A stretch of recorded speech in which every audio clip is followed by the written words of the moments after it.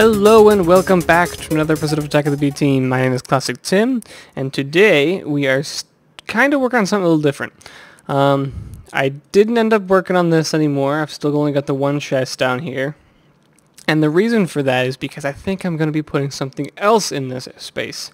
We may still have some space for some chests, but we're putting this on hold for just now. And the reason for that is because I was working on a different world for a little bit, and I was messing around with these laser drills.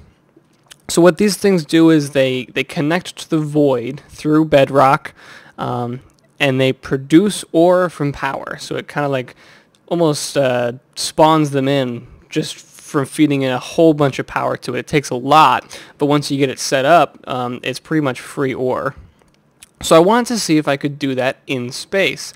And while I was building this, my brother was actually mentioning how I should have a death ray coming down here pointing at the Earth. And that is absolutely perfect because that's exactly what a laser drill looks like. I want to see if I can put it right here and then have the drill laser come straight down and pointing right at Earth. I don't know if this actually works in space, so I really hope it does because that would look absolutely awesome. As long as this counts as the void, then that will totally work because there's nothing blocking the laser. It should just point straight down at Earth, which is pretty cool because then we can consider it like the laser is just like absorbing all the ores from the entire planet. Even though you don't actually have to do this in space, you can do it anywhere you want as long as it's connected to the void or the bedrock. So I've got most of the stuff that I'm going to need for this. So, okay, these drills take tons and tons and tons of power though. One laser drill to work at maximum efficiency, it will need 250 magmatic dynamos. So I don't have the resources right now to build that many, but what I can do is just, the way it works is, I think it's something like 1 million redstone flux or something like that to make one ore. So even if you're only using one dynamo and 80 redstone flux per tick, eventually you'll get an ore out of it. But at maximum, you can have up to 250. So the more we have, the better. So we can just start out putting like 20 or 30, and then as we get more resources from it, we can put 40, 50, 60, and just keep building up until we have it at maximum capacity, and then it produces ores really, really fast. And that's what this space is going to be for. We're just going to be filling up this area with dynamos and lava fabricators and stuff like that in order to power this one laser drill that we're going to have. And that's going to be completely separate from these power cells because I want these power cells to be powering the entire space station, and running the power drill, the laser drill off of these, it wouldn't be enough power left for everything else. So we're going to have a completely separate power cell for that, and that'll be down here. And we can even open up some windows here so you can really see that this laser is really taking a lot of power, and it's building up here and then getting focused here and shooting down at the Earth. So I think it's going to add a whole lot of look, and it's going to be useful to our space station here. Because the more ores that we can get here, the less I'm going to have to go back to the overworld to get more. So once we have that thing running up, we should be able to be self-sufficient in this space station and not have to hop back too often. So speaking of which, let's hop back right now and see how much of this I can actually make. Let's go back to the pickaxe. Okay, so I haven't made any more magmatic dynamos yet, so we're definitely going to have to do that. Actually, I forgot to show you something over here. Over in this power cell, I attached some of these basic machines just to get us started. So I've got the pulverizer, the redstone furnace, the induction smelter, the magma crucible, the fluid transposer. And these are just basically the basic machines that you need from thermal expansion to make everything for the most part, including these redstone energy conduits, which we're going to need. Like I said from last episode, these wires aren't powerful enough to transfer all this energy, so we need to make these. But in order to make these, we need to combine a bunch of stuff. We need hardened glass, and I actually made some transparent fluid ducts too. These are opaque with the transparent ones. If I put this here, you can actually see the lava in there. So I'll replace these with those just because they look cooler. And they're not too bad to make. Hardened glass just takes some obsidian and lead. But anyway, I have to put these redstone energy conduits in here and fill them up with redstone in order to get them working. So that I'll do off camera just because I don't have any redstone on me right now, and then I can replace those. But now we can go back to the overworld just because I need a crafting table. I don't have one in the space station yet. I really want to be able to get all this stuff moved over there so that way I don't have to keep hopping back and forth every time I need something. Okay, so the laser drill actually isn't that hard to make. You're going to need some hardened glass, which again is just some pulverized obsidian and lead, and that makes 2.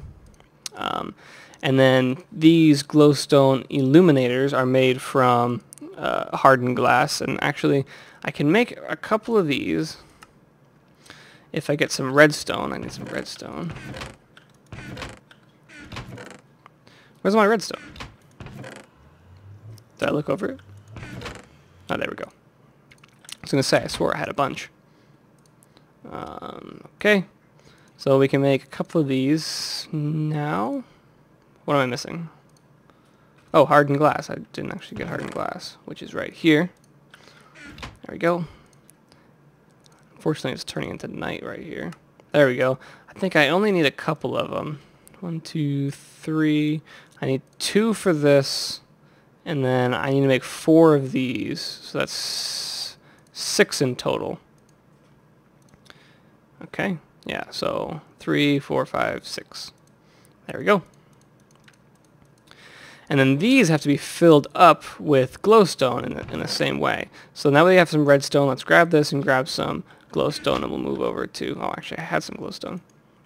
And we'll go ahead and fill these things up in the fluid transposer,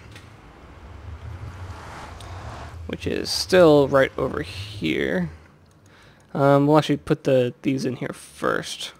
So I'm pretty sure they only need 1 each. Or 1 full glowstone, so that's 2, 3, 4, 5, 6. That should be it. And then we'll just have this go down, and this, take that from up here.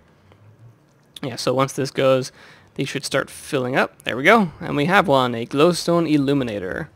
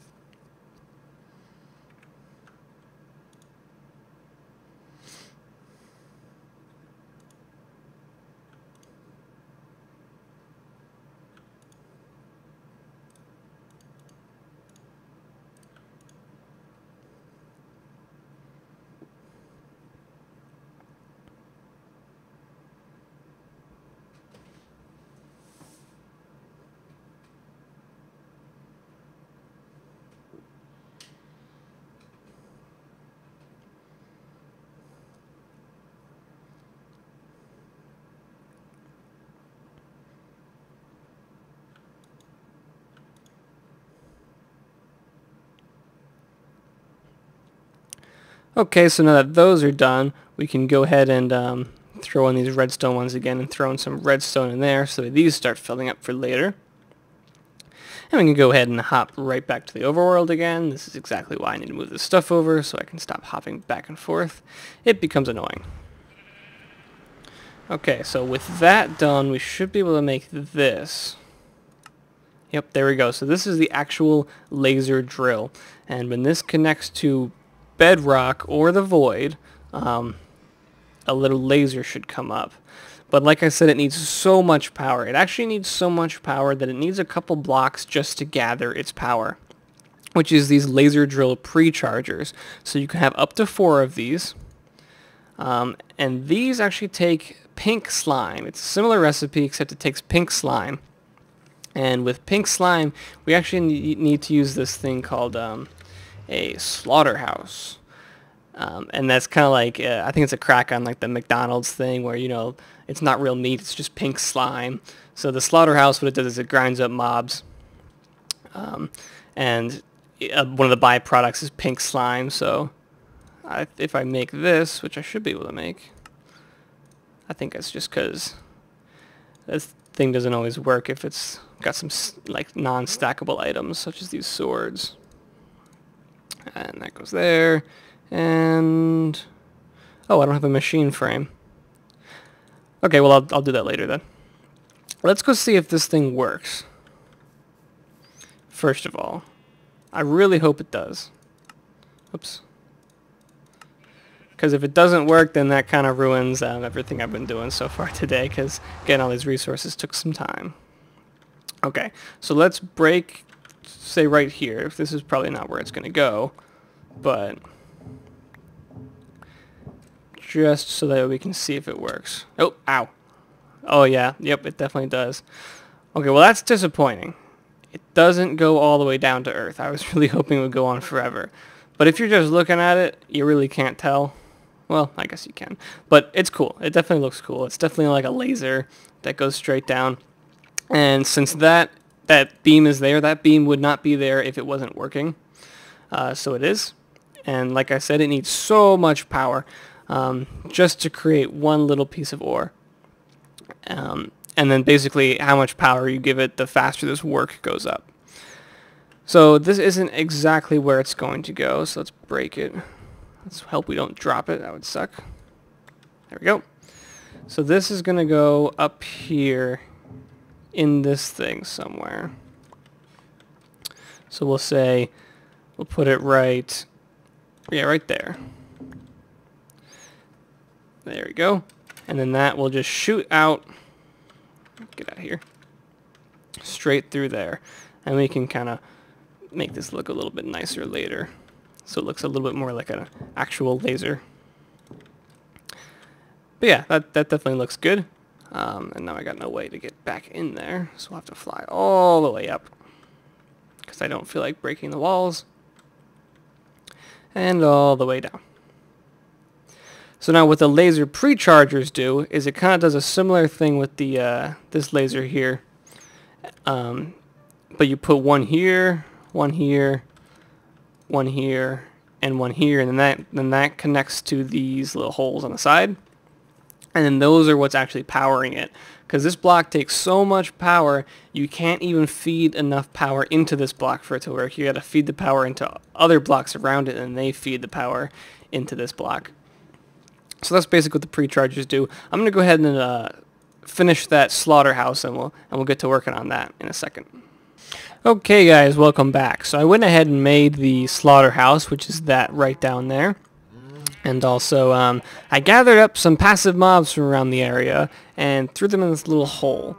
So basically, what the grinder's going to do is it's going to grind these mobs up into pure flesh, which will give us a byproduct of pink slime, which is what we're going to need to make these laser drill pre-chargers, which is kind of a weird thing to add, you know, like animal guts pretty much to make this thing work. But I got a steam dynamo here, which I'm just going to fill up with a bucket. I'm just going to go ahead and make a new bucket so I don't have to look around for one. So with just one bucket, it should at least get it started. I hope this is enough. No, those are my sheep that I use for wool. I hope this is enough mobs to do it. I'm not actually sure. So let's see what this gives us. And then I think we're going to have to pump it out into some kind of tank. Yeah, here we go. We're getting the pink slime now. That was not enough. We have 106 out of at least 1,000 that we're going to need. So, yeah, we're definitely going to need a lot more mobs. I wonder if this thing will take other kinds of mobs, like hostile mobs. I'll have to wait until night. Is it coming towards night? Yeah, sun's setting, so maybe I'll try putting some hostile mobs in there. Because without any kind of mob spawner, getting that many hostile passive mobs in here is not going to be something that I can do. So if this doesn't work, then I'm going to have to make an auto spawner to do this. So hopefully they'll take zombies, because I can just, you know, run those guys in here and then I don't have to worry about it. So I'll skip ahead and wait for them to start spawning. Okay, welcome back. So this is actually the end of the second night here. The first night I was able to get 2 pink slime balls, but we need 4. So hopefully this night I was able to get another 2. I ended up with 1,000 millibuckets of pink slime and a bunch of meat.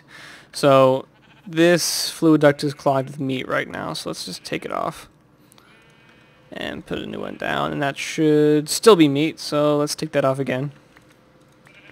We're trying to get the pink slime in here, not the meat. Still meat. And pink slime, there we go. So now this is filling up with the pink slime. And if I take a bucket to that, I should be able to pick it up. And then we'll just go put it in this hole and give it a second. And it should turn into an actual pink slime. There we go. So the first one I killed gave me 2 pink slime balls, so I really hope this one gives me 2 as well, so that I don't have to go through another night of that, because over the entire night, I only got 1 pink slime, so I really hope this works. That was at least 2. Yep, I got 2 pink slime balls from that, which means I have enough pink slime balls to make all 4 of the laser prechargers. There we go. So I think that I've got everything else on me. So I should just be able to go over here and make it. Laser drill precharger. There we go. All 4 of them. So let's go ahead and place these in the space station. And you'll see kind of what I'm going for here. Alright, so this needs to connect right there. That's backwards. Right there, there, there, and there. So now you see kind of how this is working. You power these, and then they send power to the laser drill, which then drills down. Now here comes the tricky part. These things need so much power. Like I said before, in total this thing needs 250 dynamos to get full potential out of this thing. So that's about a stack of dynamos for each of these. And we only have up to about here that I would want to put dynamos. And it seems like a lot of space, but that's only probably like maybe 30 blocks. So I would have to do at least 2 dynamos in a row in order to get up there. So I'll go ahead and let's see. Just trying to figure out exactly how I want to do this. I could probably put maybe some dynamos up here. You know that we have a lot of space over here. I'm going to go ahead and lay out some of these cables, and then we'll see what we can do here. We're probably not going to be able to actually put a bunch of dynamos down, but we can at least lay out the cables so we can see where we should put the dynamos, and then we can see if we actually have enough room in here to put the chests too. Okay, so I just laid this out just really quick here, and this is kind of how I had it laid out in the other world that I was doing this on. I had the lava fabricator here, the 2 dynamos powering the lava fabricator on either side here, and then the fluid ducts went all up here, and each one of these on this side and this side had a dynamo, and then they were connected to the center wire, which ran up right here. Which that was enough for there, but when I counted, I only have 19 blocks here. We need at least 30 something in order to do it all the way. So this isn't going to work here, but what we can do is add some more facing this way. The issue is getting the lava there. So what we could actually do, oh, you know what we can do? If we put dynamos here as well, so we'll have dynamos running up here, and then also running up here, because we only need the fluid ducts here, and then as long as it connects to the redstone conduit here, these are empty, but I might as well. Oh, I can't actually place these. Okay, but just imagine that these are the redstone conduits. So the dynamos here will get lava from both these pipes actually, and then connect to the redstone here, and the dynamos from this one will connect to the redstone here, get the lava from here, and then dynamos connected to this pipe will get lava from here and connect to the dynamos here, and then that should be enough space to actually just take up this little 3x2, and then I think that we still actually have enough space to put our chests all along these walls, which will actually not make it look as nice from outside, but we can still put windows here to shine in at these pipes and the dynamos here, so that'll still look cool. And then we can just put some sort of tesseract right here, or a chest, where we get the actual ores coming out of this thing. So let's go ahead and just jump out, take one last look at this thing, and I'm actually just going to go ahead and end the episode here so I can get working on making a bunch of dynamos for that, and maybe actually start the storage system too. But yeah, that looks pretty sweet. So we'll probably shrink this room a little bit here, maybe make this a little bit taller, so that way we can get the windows and we can see the cells as it comes down and gets like focused into this beam, and that will be pretty sweet. Anyway, I will see you guys next time.